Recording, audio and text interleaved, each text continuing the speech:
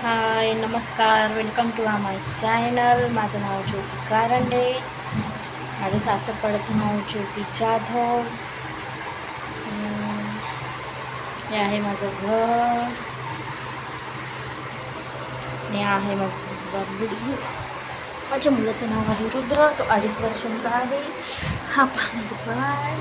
हाय हाय. तो खेळतोय सध्या आणि मी बनवते चिकन बिर्याणी. मी चिकन बिर्याणी बनवते. थोडंसंच मटण आणलं आहे कारण की माझे मिस्टर घरात नाही आहे. ते गेले कोकणात. त्यांचं काम आहे ड्रायव्हरचं, तर ते असतात फिरतीवर. 2-2 दिवस ते बाहेर असतात. त्याच्यामुळे मी पाव किलोच चिकन आणलं. आणि चिकन काय आपण आपल्या पद्धतीने कसंही बिर्याणी वगैरे बनवू शकतो. तुम्हाला जर जास्त काही इन्ग्रेडियंट्स हवे असतील तर तसं तुम्ही बनवू शकता. मला थोडंसं हवं आहे तर मी थोडंसंच बनवते. कारण की मी फक्त आज तर खाईल. मी उद्या परत थोडंसं शिल्लक राहील, उद्या खाईल. आणि बबड्याला रवा करेल. बबड्या म्हणजे तुमचा रुद्र. तो 2.5 वर्षांचा आहे.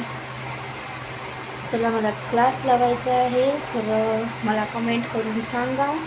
त्याला क्लास 2.5 वर्षांचा आहे तर त्याला क्लास लावणं योग्य आहे का नाही.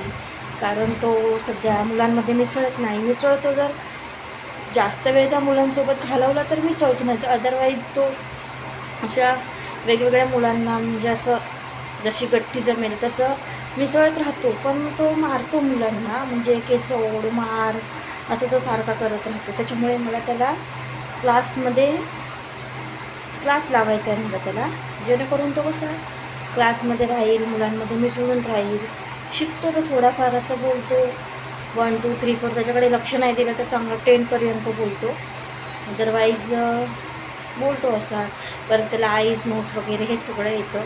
शिकवलं आहे तेवढं थोडंफार मी. माझं शिक्षण झालेलं त्याच्यामुळे मी घरामध्ये शिकवू शकते त्याला. पण तो ऐकत नाही. कधी कधी हट्टी खूप आहे, हट्टीपणा खूप करतो.